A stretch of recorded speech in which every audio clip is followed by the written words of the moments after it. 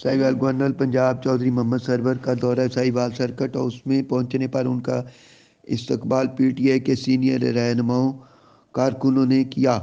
इस मौके पर उन्होंने सर्किट हाउस में आए हुए पीटीआई के सीनियर रहनुमाओं से मुलाकातें की और उनके मसाइल सुने और अपनी तरफ से उन्हें हल करने के लिए यकीन दहानी कराई। बाद उन्होंने सिविल अस्पताल का दौरा किया और अस्पताल में दी जाने मरीजों को सहूलतों का जायजा लेकर मजीद हिदायत दी। इसके अलावा उन्होंने मेडिकल कॉलेज का दौरा किया और मेडिकल कॉलेज में मुनक्कद करदा तकरीबात में शिरकत की और वहाँ पर उन्होंने टेली मेडिसिन शोबे का इफ्तिताह किया। उन्होंने अपने खिताब में इस मौके पर कोरोना के दौरान फ्रंट लाइन पर काम करने वाले डॉक्टर हजरात को खराज तहसीन पेश किया। उन्होंने मजीद कहा कि टेली मेडिसिन से मरीजों को आसानी से इलाज मुमकिन हो सकेगा। इस मौके पर उन्होंने मजीद कहा कि वज़ीर आज़म ने कोरोना में बेरोजगार होने वाले 1.5 करोड़ अफराद में 177 अरब रुपए तकसीम किए हैं। Report Rana Zulfiqar Sarwar, district bureau chief, Haq News, Sahiwal.